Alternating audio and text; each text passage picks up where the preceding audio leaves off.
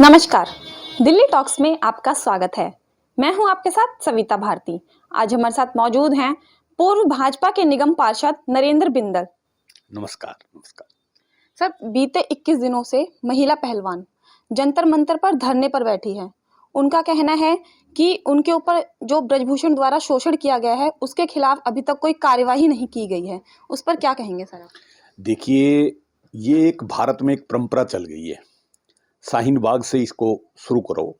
शाहीन बाग, उसके बाद किसान आंदोलन, उसके बाद हरियाणा में आरक्षण का आंदोलन और आज ये आंदोलन केंद्र सरकार के विरुद्ध में।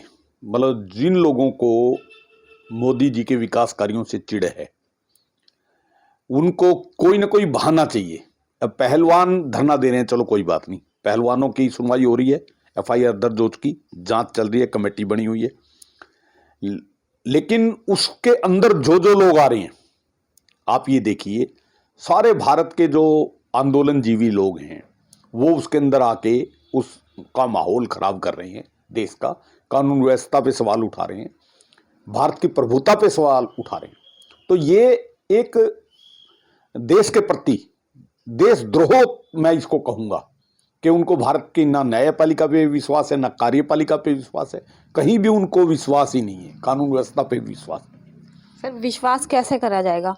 क्योंकि इससे पहले जनवरी में भी ये लोग महिला पहलवान है जो वो धरने पर बैठी थी, तब उन्हें ये विश्वास दिलाया गया था कि इस पर कार्यवाही की जाएगी और अभी तक कोई रिजल्ट नहीं निकला है।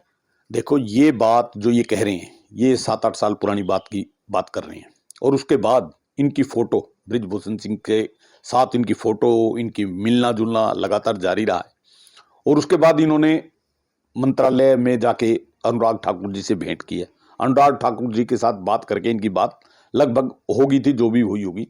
अब उसके बाद ये धरना देना, या तो बातचीत ना करें और बातचीत करने के बाद फिर धरना देना, और चलो सारी बात होगी, कोर्ट ने एफआईआर दर्ज करवा दी, तो कोई जांच के ऊपर भरोसा तो करें। पहलवान पीटी उषा क्या वो नहीं है, देश की सम्मानजनक वो नहीं है? मैरी कॉम, मतलब वो भी स्वर्ण पदक विजेता हैं, उनके ऊपर भी तो विश्वास करें। वो जो जांच कमेटी आएगी वो भी तो अपना काम कर रही है, उनको मौका तो दें। हर चीज में कि भाई हमारे अनुसार ही सब कुछ होना चाहिए, ये उचित नहीं है। सर, अगर केंद्र सरकार की बात करें तो केंद्र सरकार में जो पीएम है नरेंद्र मोदी जी, वो सर केरला स्टोरी जो मूवी आई है केरला स्टोरी, उसके लिए ट्वीट कर रहे हैं कि आप जाइए और ये मूवी देखिए।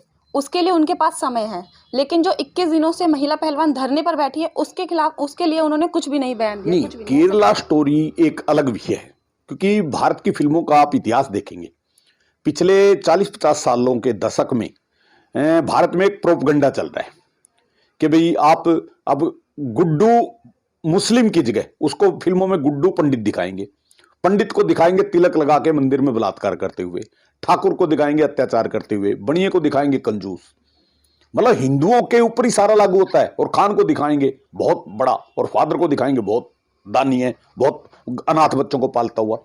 ये हिंदू धर्म के खिलाफ एक प्रोपगंडा फिल्मों में जो चल रहा था, उसके विरोध में अब कुछ साहसिक फिल्मकारों ने, फिल्म निर्देशकों ने, फिल्म निर्माताओं ने फिल्में बनानी शुरू की है। मैं इसका स्वागत करता हूं।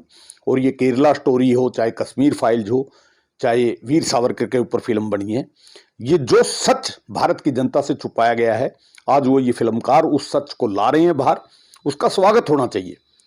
नहीं तो क्या है, पीके में क्या दिखाया गया? भगवान शिव जी को बाथरूम करते हुए दिखाया गया है। मतलब भगवानों को ये क्या है, एमएफ हुसैन दुर्गा की नंगी फोटो दिखाता है, सेक्सी दुर्गा के नाम से सीरीज बनती हैं। भारत में कोई दूसरे धर्मों के ऊपर बना के दिखाई ना जी।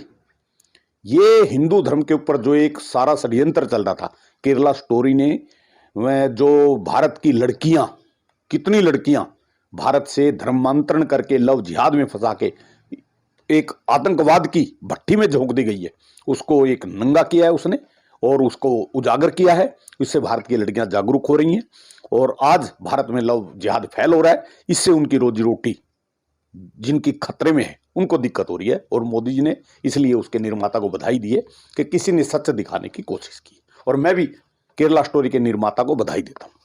सर, एक तरफ केरला स्टोरी में महिलाओं के लिए दिखाया गया कि महिलाओं के साथ क्या क्या हुआ, और वहीं पर दूसरी तरफ जहाँ जिस देश में बेटी पढ़ाओ बेटी बचाओ जैसे नारे लगाए जाते हैं, उसी देश में दिल्ली में जंतर मंतर पर महिला बैठी हैं। मैं यही तो कह रहा हूं कि भी ये एक एजेंडे के तहत बैठी हैं। महिलाओं को क्या केरला के ऊपर क्यों नहीं बोल रहे ये लोग? जो इतने लोग ये बोल रहे हैं, किसी पहलवान ने आज तक आवाज उठाई केरला स्टोरी के ऊपर?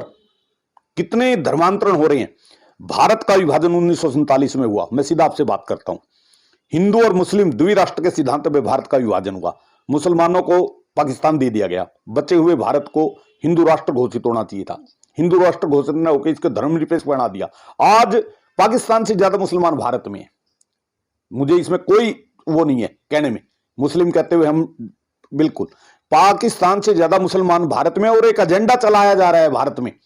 विदेशों से पैसा आ रहा है, भारत में धर्मांतरण चल रहा है। कश्मीर में जो हुआ, कश्मीर से सारे पंडितों को भगा दिया गया, लाखों पंडित कश्मीर छोड़कर आ गए। उनकी बहू बेटियों के साथ जो बलात्कार हुए, आज कश्मीर हिंदू विहीन हो गया था, तो कोई नहीं बोला। ये केरला में जो हो रहा है कोई नहीं बोल रहा, बंगाल में जो चल रहा है कोई नहीं बोल रहा। तो क्या ये भारत को पुनः एक भारत में विभाजन की मांग उठाने के लिए जो चर्चाएं चल रही हैं, 1947 में जो एजेंडा चल रहा है पीएफआई का और जो अन्य कंट्रीज का, कि भारत को एक मुस्लिम राष्ट्र घोषित करना है। भारत में जिस प्रकार जनसंख्या वृद्धि हो रही है मुसलमानों की, क्या ये जायज है? जब भारत में समान नागरिक कानून की एक संविधान में धारा 44 दे रखी है कि भारत में सामान्य सिविल कानून लागू होना चाहिए, उसका विरोध क्यों कर रहे हैं ये लोग? क्यों भारत में ये 2 बच्चों की सिद्धांत पे नहीं आ रही? क्यों भारत में ये अपनी लगातार जनसंख्या बढ़ाए जा रहे हैं और फिर इनको छूट अलग से? तो ये भारत में अब नहीं चलेगा। भारत धर्मनिरपेक्ष संविधान में घोषित किया गया है, बाद में जोड़ा गया है ये शब्द। वास्तव में तो ये हिंदू राष्ट्र है और भारत में केवल हिंदू ही, आप ये देख लें, हर एक बात पे हिंदू की ही विश्वसनीयता है, हिंदू को ही अपना ये देश लगता है। मुस्लिमों के तो 58 राष्ट्र हैं, क्रिश्चियंस के भी राष्ट्र हैं। अगर हिंदू इस भारत में भी नहीं रहेगा तो कहां जाकर रहेगा? तो सर, अब क्या इन महिलाओं को ये न्याय की जो मांग कर रही हैं, उन्हें न्याय मिलेगा या नहीं? नहीं, उनको न्याय मिलेगा। भारत में कानून व्यवस्था है, उसके तहत चल के कोर्टों में कितने केस चल रहे हैं। क्या इन्हीं का केस सबसे पहले सारे केस छोड़ दिए जाएं क्या? तो सर, ये नहीं मान सकते कि पिछले ऐसे और भी बहुत से केस आए हैं, है ना, जो अभी तक पेंडिंग चल रहे हैं। जब उन पर कुछ नहीं हुआ तो इस पर क्या होगा? तो ये कानून व्यवस्था पे जब आप ये बात करेंगे तो कोर्टों में जो चल रहा है प्रोसीजर, उसका उसी हिसाब से तो काम होगा। ये तो है नहीं कि एक तरफा खड़ा करके किसी को हम फांसी दे देंगे। उसके ऊपर जो अगर वो दोषी पाए गए, ये षड्यंत्र भी तो हो सकता है। क्या पता क्या नाजायज कुछ बृजभूषण के ऊपर दबाव भी तो हो सकता है किसी का, और बृजभूषण अब हटने वाला है पद पे से, और उसके बाद कार्रवाई अपना चल ही रही है। कानून तो अपना काम कर रहा है ना, तो पुलिस ने एफआईआर दर्ज कर ली है और जांच चल रही है। तो जांच चलेगी, दोषी होगा, उसके बाद कार्रवाई हो जाएगी।